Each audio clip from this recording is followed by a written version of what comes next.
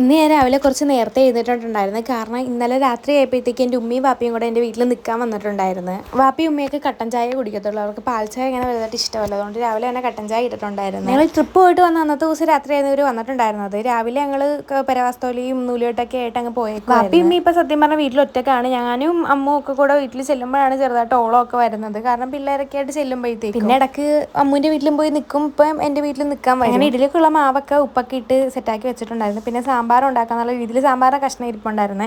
അങ്ങനെ രാവിലത്തേക്ക് ഇഡ്ഡലി സാമ്പാർ ഉണ്ടാക്കാൻ പോവാണ്. ഉമ്മയും വാപ്പയും മിക്ക ഇച്ചുമൊക്കെ നല്ല ഉറക്കമാണ്. അങ്ങനെ സാമ്പാറിൻ്റെ കഷ്ണങ്ങളൊക്കെ ഞാൻ അരിഞ്ഞ് വെച്ചിട്ടുണ്ടായിരുന്നു. ഈ പാത്രത്തിനകത്ത് ആകുമ്പോഴത്തേക്കും അരിഞ്ഞ് വെച്ച് കഴിഞ്ഞാൽ പെട്ടെന്ന് കഴുകിയെടുക്കും. അങ്ങനെ ഇഡ്ഡലിയൊക്കെ സെറ്റായിട്ട് വന്നിട്ടുണ്ടായിരുന്നു. ഞാൻ ആദ്യമായിട്ടാണ് ഈ വീട്ടിൽ വന്നിട്ട് ആദ്യമായിട്ടാണ് ഇഡ്ഡലി ഉണ്ടാക്കുന്നത്. സാധാരണ ഞങ്ങൾ ദോശ ഉണ്ടാക്കാറുണ്ട്. അന്നേരത്തേക്ക് ഉമ്മയും വാപ്പി എഴുന്നേറ്റ് ടിവിയും കണ്ടിട്ട് ഇരിപ്പുണ്ടായിരുന്നു, വാർത്ത കാണുമായിരുന്നു വാപ്പി. അങ്ങനെ അവർക്ക് രണ്ടുപേർക്കും ചായയൊക്കെ ഇട്ട് കൊടുത്തിട്ടുണ്ടായിരുന്നു. അങ്ങനെ സാമ്പാറിൻ്റെ കഷ്ണങ്ങളൊക്കെ വെന്ത് വന്നപ്പോഴത്തേക്കും പരിപ്പൊക്കെ വെന്ത് വന്നപ്പോഴത്തേക്ക് സാമ്പാറിൻ്റെ കഷ്ണങ്ങളൊക്കെ ഇട്ട് ഒന്നും കൂടെ വേവിച്ചെടുത്തിട്ടുണ്ടായിരുന്നു. അങ്ങനെ ആ സമയം കൊണ്ട് സാമ്പാർ താളിക്കാനുള്ള സാധനങ്ങളൊക്കെ ഓക്കെ ആക്കി വെച്ചിട്ടുണ്ടായിരുന്നു. ഞങ്ങൾ വീട് മാറിയതിന് ശേഷമാണ് സാമ്പാർ വെക്കാനൊക്കെ പഠിച്ചത്. ഞാൻ എന്നെ തന്നെ പൊക്കി പറയുമല്ല, ഞാൻ വെക്കുന്ന സാമ്പാറിന് നല്ല ടേസ്റ്റാണ്. അങ്ങനെ കുറച്ച് വെയിൽ വന്നപ്പോഴത്തേക്കും ട്രിപ്പ് പോയിട്ട് കൊണ്ടുവന്ന തുണിയൊക്കെ എടുത്ത് കഴുകിയിട്ടിട്ടുണ്ടായിരുന്നു. അന്നേരത്തേക്കും ചെമ്മീൻ കൊണ്ടുവന്നിട്ടുണ്ടായിരുന്നു മീൻകാരൻ.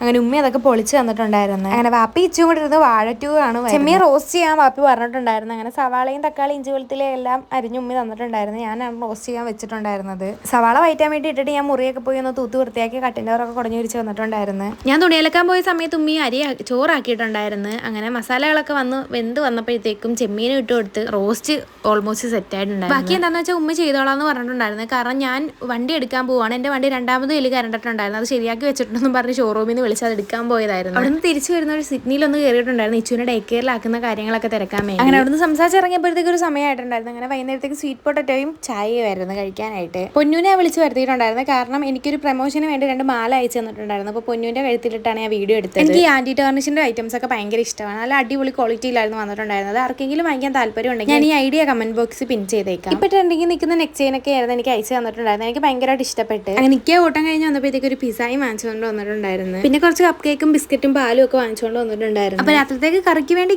ചിക്കൻ വാങ്ങിച്ചുകൊണ്ട് വന്നിട്ടുണ്ടായിരുന്നു. ചോറിൻ്റെ കൂടെ ചോറും ചിക്കൻ കറി ആക്കാന്ന് പറഞ്ഞായിരുന്നു. അതിൻ്റെ ഇടയ്ക്ക് എനിക്ക് ദാഹിച്ചപ്പോഴത്തേക്ക് ഞാൻ നെസ്കഫയും മറ്റേ ബൂസ്റ്റൊക്കെ ഇട്ടൊരു ജ്യൂസ് പോലെ അടിച്ചിട്ടുണ്ടായിരുന്നു. അപ്പോൾ ഇന്നത്തേക്ക് ഇത്രേ ഉള്ളൂ. Tata baby, see U.